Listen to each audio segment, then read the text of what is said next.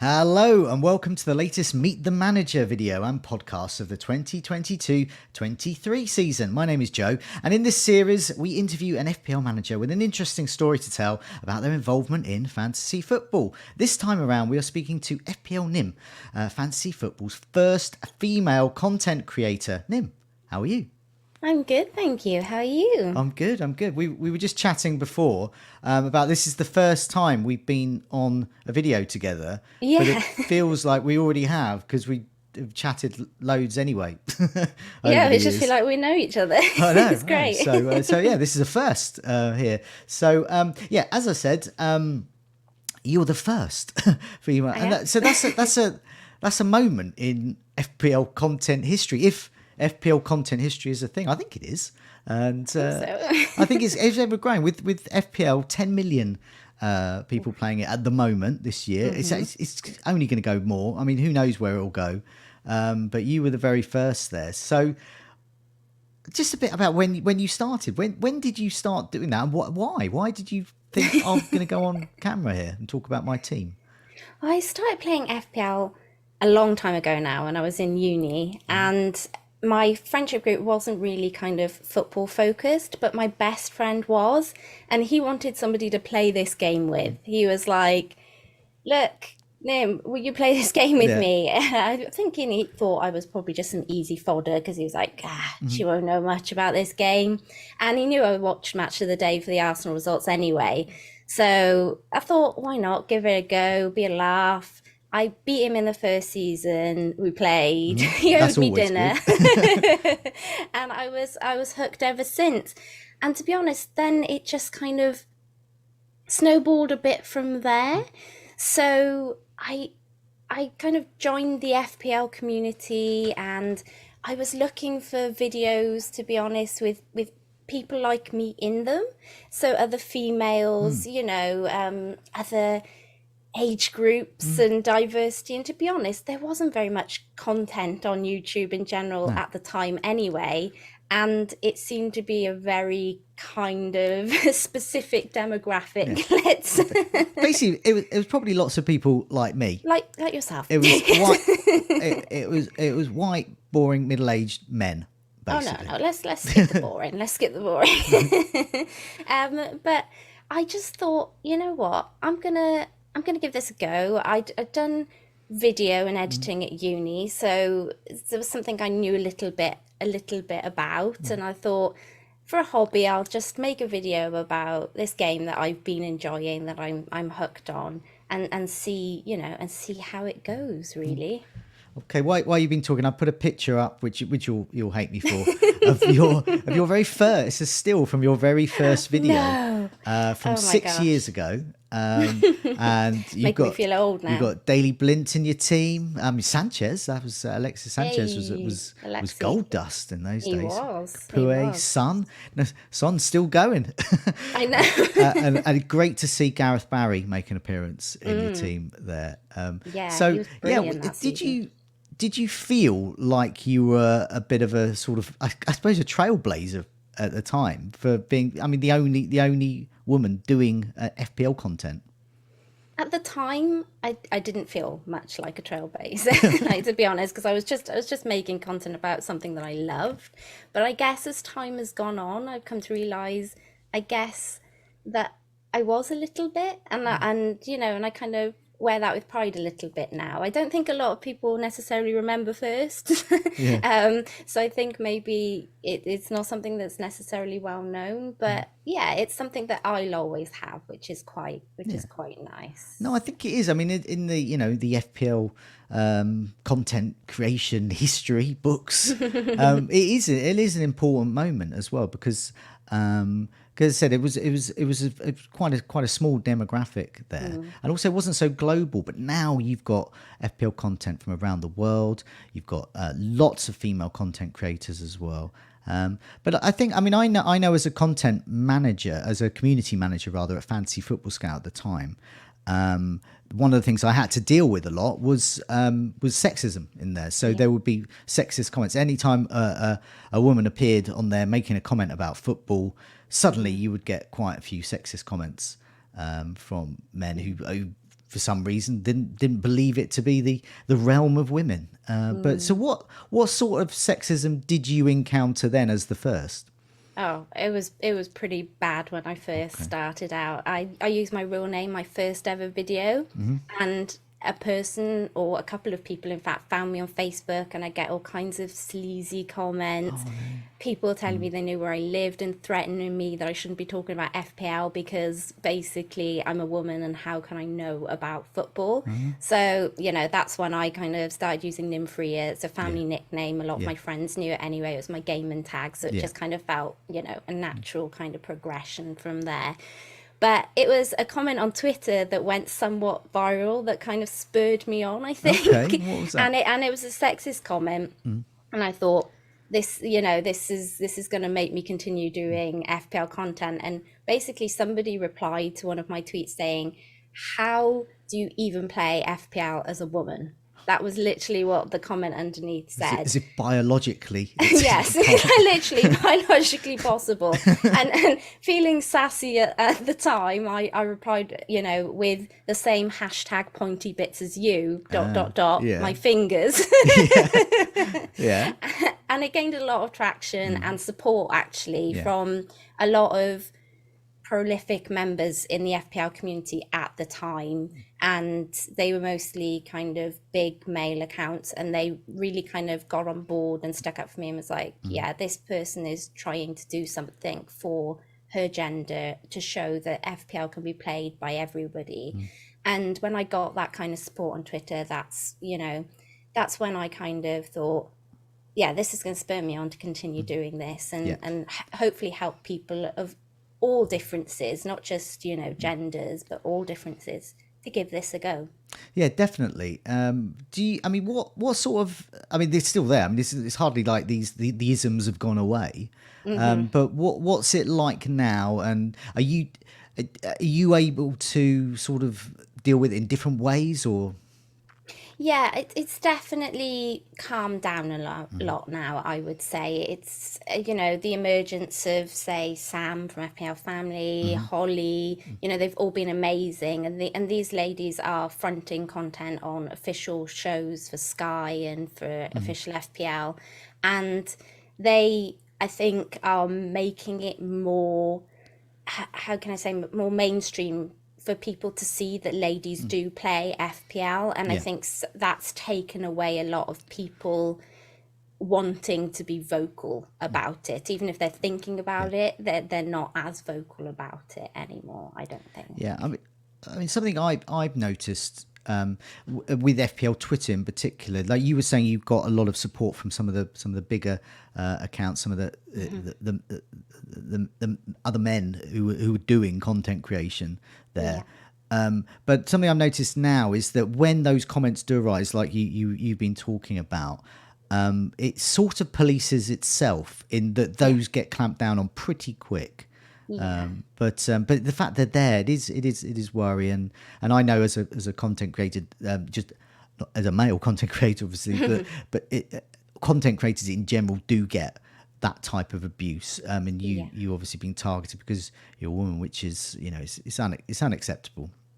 Yeah, Really. so I guess for a male, they'd generally get, well, you've given me the wrong advice, Right. or if you're having a bad season, it's, oh, you're having a bad season, how can you give good FPL advice? That's the kind of criticism I guess you guys would get. Yeah. But it's kind of that plus, oh, and you're female, so Yeah. how can you know about this stuff, and as I just don't feel there's any real need for it. And as I say, thankfully, there's a big shift in the right direction. Yeah.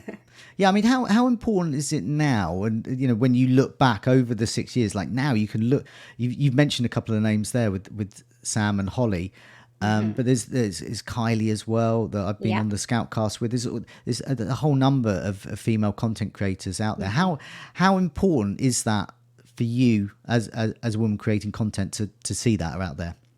Yeah, I'm really proud to have been the first female FPL content creator on YouTube. And I think there's so much talent now. I genuinely couldn't list all of the ladies. Like at one time, I could tell you on one hand exactly who there Mm, was, that was creating content. But now there's such a list of ladies writing yeah. content for websites, making really great informational threads on socials, even giving us, post-match lineups. Mm, So I'd say there's still a bit of confidence lacking in mm, a lot of females on appearing, say, on pods and videos and things like that, mm, and understandably so, because there is still a bit of that sexism around. yeah. But I hope that things like my channel, Yelena's channel, myself and Kylie's show Mm, on Scout last yeah. season, Kylie, I hope all of that has helped, and just allowed females to see, oh, actually, they're doing it, so I can do it too. That's good. Um, what's next for the channel then? Because I So, mean, funnily you ask. yeah, good. Because I've noticed some tweets from you. You've got some good, interesting new content coming out. So yeah, what's next for your channel? Yeah, so I've just started a Q&A with myself and Holly on my channel, which is nice. So that'll be an all-female lineup. And I'm starting an all-female lineup of hosts for an FPL series called the FPL Late Show. Oh, And that'll be on my channel on Thursdays at 8 p.m. And I'm hoping to have a few regular female hosts, which will encourage other ladies hopefully to appear, because hopefully they'll feel like they're, yeah. Mm, amongst similar people of themselves. But it won't be exclusively female. okay. That's one thing I don't necessarily want it to be, oh, now I'm becoming sexist in the other way, Yeah. because that's not what this is Mm, about.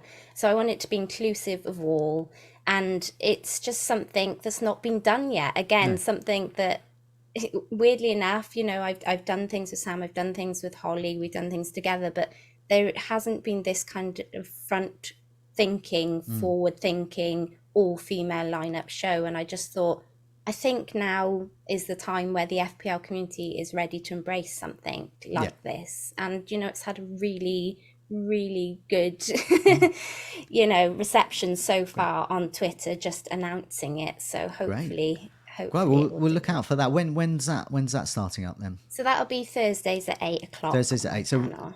this week? No. Uh, Yep, oh starting right. this week. We're talking Yeah, I'm like straight on it. we're straight on Straight it. on it. Straight Wow, on how timely are it. The we? same day as this show. Oh, So rightio. yeah. Okay, okay. Well, that's this show's due to go out on Thursday morning. So Yep. yeah, tonight. There we go. Yeah. 8 o'clock. Look out on your channel there. Well, let's talk about FPL. Okay. Let's talk about. So we'll have a look at your career. Now I know Hmm. often people when they come on these things, they say, "Oh, don't look at my career. Don't look at my Yeah. career." But the thing is, you got a couple of top 30,000 ones, including crucially last season, which Yep. is 3 times better than me, definitely, last season. And this season, you're in the top 40,000, 37K, which is once again really doing really well this Thank season. you. So I guess you're hoping for another strong season. Hopefully. Yeah.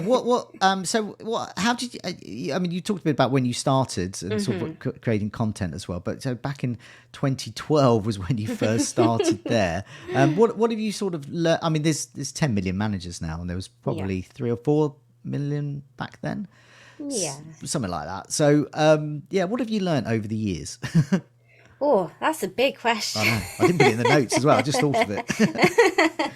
Um, so yeah, just go back to previously when you were saying about my ORs, when when you said about it and we were chatting. Yeah. I had 2 accounts for a long, long time, and then when official announced like, oh, you're not meant to do that, I was like, oh no, because I'm like proper teacher's pet. I'm like, oh, I Yeah. can't have 2 accounts. Yeah. So I barely knew there was even a thing called OR at the time, because I used to play mini leagues. So it's Yeah. all about beating my friends and my Yeah. family. Like I didn't even That's know. that's often the way early on, isn't it? So weird. Until you get to Twitter, you do not realize the weight that Yeah. your overall ranking carries at all if you've been playing in mini leagues, because you see it, obviously you see it on the website, but you don't know that it means anything in particular. You don't know that there are Hall of Fames after it and Yeah. things like that. So So yeah, and I accidentally deleted the account with more decent finishes on it. Okay. Oh well. Hey, yeah, but yeah, this one I think this with this account, I had a couple of seasons where I went through a lot of big personal stuff, losing big family members and stuff like that. And so it wasn't really until last season and this season Yeah. it's the first time I really knuckled down, I think, Okay. and really put the effort into the account. Over the years, I think it's been more about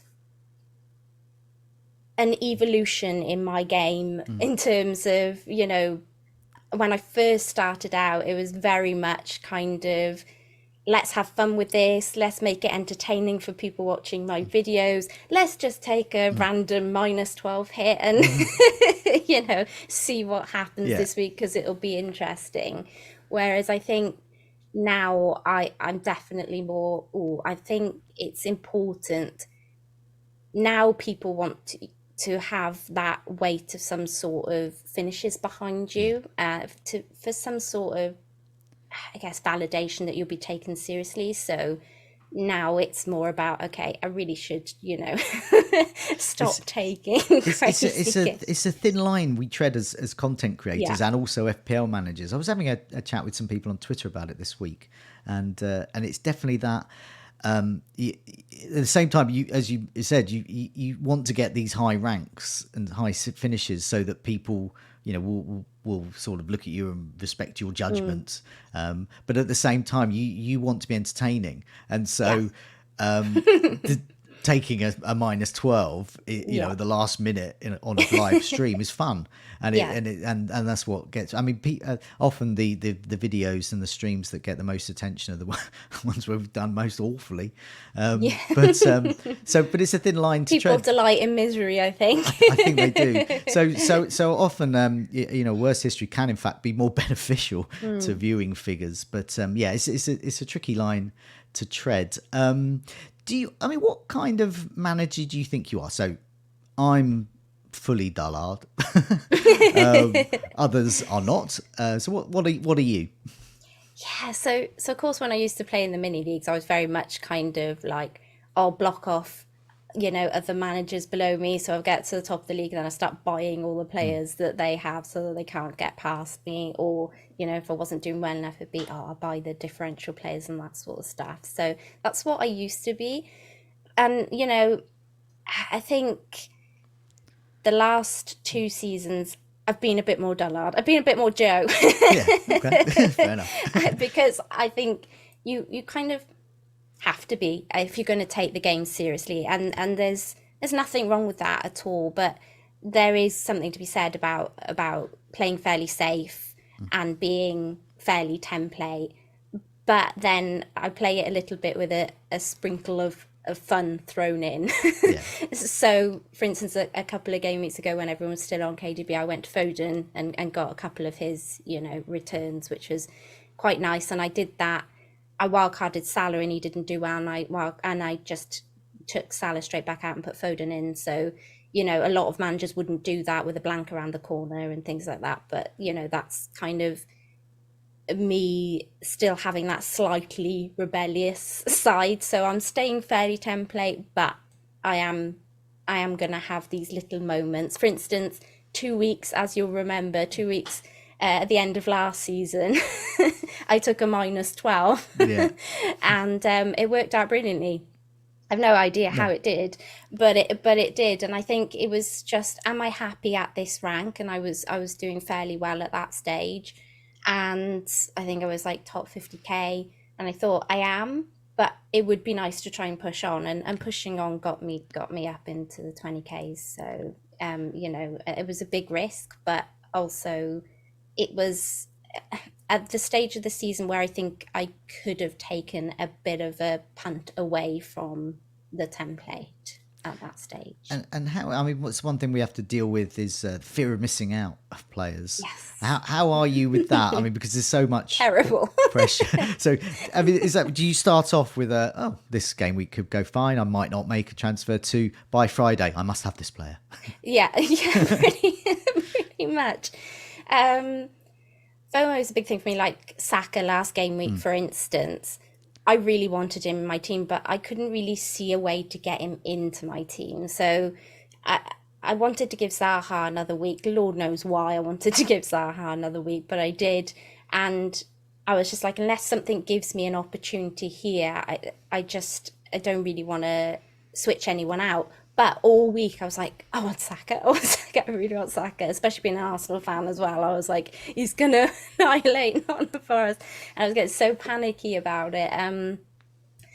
That when we heard the news that Foden was benched, I did actually try and do the transfer of Foden to Saka, and it said it was confirmed. But then I got this error message, but I was so convinced because it said it confirmed that it had gone through when the game crashed, that I actually messaged out saying, "Will Saka go into Foden's place?" Because I'd never been in that, I'd No, never been in that like experience before, so I didn't know. But when the game updated, there was Foden sat staring back there at we go. me, and then the real FOMO kicked in then Yeah. because I Well, was like, because you oh had, no, I don't have yeah. Saka. I know. I was talking on the Scoutcast this week. I was in a different situation there, but yes, it's that last minute change, and did it go through? And I sort of wish it hadn't now because I'd quite Uh, like to have Foden. really? Well, I guess it depends on whether he starts. At least Saka's in training, so the likelihood of him starting is pretty That's good. true.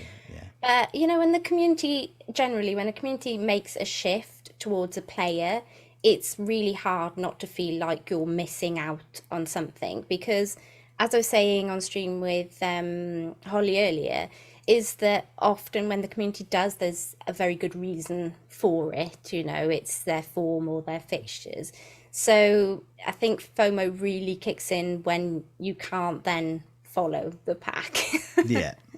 No, definitely. I mean, I've gone through phases of it, and at the moment, sometimes I get quite a lot of delight in not going with that particular pick. Yes. Yeah, Bowen was my one Yeah. this season where I didn't. I was just like, I'm not following that one. But yeah, it's one of the, yeah, it's something, anyone who says it doesn't affect them is made of steel, or they're lying. Yes. Yes. One or the other. So what we'll do is, we mentioned there about Foden. So to timestamp this, so the one of these videos, people can dip into them anytime really. So we're in the 2022-23 season. We're in game week, coming up to game week 15, which is the penultimate game week before the World Cup break, and we will have a wild card. And in my case, I will definitely refresh my team. So what we'll do is we'll give people who want to get some advice about game week 15 a bit of an early taste of some of your content this week. So we're going to have a look at your bus team for game week 15. So yeah, do you want to run through the players and any possible changes you might be making? Yeah. So I have Pickford, Cancelo, Guy. Oh no, sorry, Castagna. 'Cause I'm deciding between Guy, Castagna, and Webster at the moment, and Trippier. Definitely playing Trippier. And then I've got Foden, Salah, Zaha, Martinelli, and Tony, Mitrovic, and Haaland. That's Okay, the team. that's the team. So obviously Tony can't play; he's suspended. Yeah. So say you You don't. have noted a few problems in my Yeah, team no, already. obviously I've got him as well. So I mean, Webster looks good to come in. So he would just 4-4-2 if you did make any changes. Yeah, well, unfortunately, I have been pressured into Wilson. Oh, the FOMO is The FOMO's back. the FOMO's back. Well, It's that's the it. price changes have Yeah. been mad, and I resisted the Saturday evening because I was like, "This is just crazy." I am. Who is buying Wilson on a Saturday evening? Like, why are you not out enjoying yourselves? So I was like, "Yeah, I'm going to resist buying him on Saturday," and so I didn't do it then. But then when I saw he was going up in price, I think it was Sunday night. Yeah. Again, I thought, oh no, I'm happy to pay point 0.1 extra for him, but I'm absolutely not paying point 0.2 extra for him. So, yeah, so Wilson came in for Tony already with Oh, my okay. 2 free So, transfer. so pretend Tony's not there. Wilson is there. So, Yep. well, Webster's a good sub then. Yes. So this is pretty good as it is. You don't need to make any more changes, you would imagine. No. I am considering Zaha out Oh, based on his form at the moment. He's got a great fixture, but then he's yeah, had great fixtures for weeks and yeah, not done anything. So maybe Rashford or Almiron potentially for his place. I think we need a little bit more news on, potential Foden rotation, yeah. and obviously a bit of news on Haaland. Now I've got a couple of options if Haaland is out. So if we hear that Haaland hasn't travelled again, and this is the only time I would actually consider selling him, because if he's on the bench, I'm happy to keep regardless. But if I hear he hasn't travelled again, I think the likelihood of him actually playing next game week or at least starting will be quite slim. Yeah. So I would consider with taking a -4, using one of my free transfers to downgrade Haaland, probably to Darwin. I think it's not a great fixture, but just on form and the way he's looking at the moment, maybe I would have gone to Jesus, but the 4 yellow cards is making me slightly iffy. And then I would upgrade Zaha to KDB for a captaincy option. So you've got so just to clarify, you've got two, you went into this game with two free Yes. transfers. Yeah. Because Use of one that, of them on because of the Wilson. Foden, Yeah. Foden still in your team. Yes. Wilson, one transfer's already done, so you can take another transfer there. Yeah. Yeah. And and you don't mind removing Haaland, because I know that will be an issue this week for some. So Yeah. I guess his price is coming down. So Yes, he's already dropped once, and I think the likelihood is if we hear any kind of news about the weekend where it's touch and go, I think it'll drop again. And to be honest, with only 2 game weeks left until the break, like as great as Haaland is, he's very expensive to have, yeah, just sat on your bench for another 2 game weeks. As I say, the only time I will actually sell him is I know we won't get anything definite from Pep, but if we were to get something that he didn't travel, then I would consider selling. Otherwise, I'll likely just use my other free transfer on either Zaha out for Almiron or Rashford, or I think I have just enough money where I could do Andreas to Almiron, but okay. that would mean me potentially dropping Mitrovic Well, to the that's pretty bench strong. against City. I'm quite envious of this team, because it's about 3 steps ahead of me. Okay. I would need to take a -8 or 12 to get anything like this. Mine's not good. So yeah, I think it's in strong shape, especially if you've got Wilson in already. And you never know with Zaha. Yeah, I mean, he's away from home. Crystal Palace aren't so good Yeah. away from home, but I think he's only scored 1 goal away from yeah, home I this mean that's the season. thing. You just So got to pin up hope. I went to an FPL meets in Bristol a little while ago, and the match they showed was the Crystal Palace Leicester one, which was not only awful, but Zaha was particularly awful, and yeah, just literally just hugged the touchline and didn't move from there. some of the games this season have been so poor, and a lot Yeah, of them have I think I involved. think I think for me this will be the last time I go for Zaha. I think I've been caught out once too many times. He never does anything for me. I feel like that with Trossard. So Yeah, he's been firmly nicknamed yeah. Trashard on my channel and Trollard. He's Well, had them all. to be honest, as a Brighton fan, I'd hope he's still with Brighton come next January. So that'll do me, whether he's doing well in our FPL teams or not. But yeah, looks a good team. And game week 16, what's your sort of early thoughts for the game week 16? At the moment, to be honest, I think I'm just going to ride the wave a little bit. Okay. If I obviously make the extra transfer this game week, then I'll only have one. So it might just be a random punt on somebody who I feel will do well in Yeah. game week 16.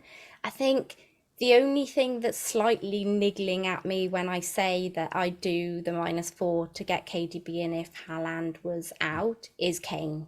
Yeah. So he's the only one that's kind of yeah, in my thinking other outside of that box Yeah. really, because he's just ticking away nicely Oh, this that's good. It's season. good. That's good to hear. That's a good Dullard policy, and like target the known pedigree players. Yeah. And not take unnecessary risks. But that's great. I just wanted to before we go, I wanted to remind people to do press that like button and do subscribe as well to the Fantasy Football Scout channel. Nim, thanks so much for joining me. It's been great to chat to you, to meet you for the first time, Yes, you even too. if it's virtually, and also to find out about and I can't underestimate how important that was, especially from some very powerful comments that you were making around what you had to encounter with the sexism in the game at that time. And I hope your messages do spur on other people to create content and do fun things with fantasy football. But thanks a lot for that. Thank you. Thanks a lot for your time. Good luck with game week 15. That's what it is. Good Yes. luck for the rest of the season. You too. Yeah. Thanks a lot. Thanks for your time.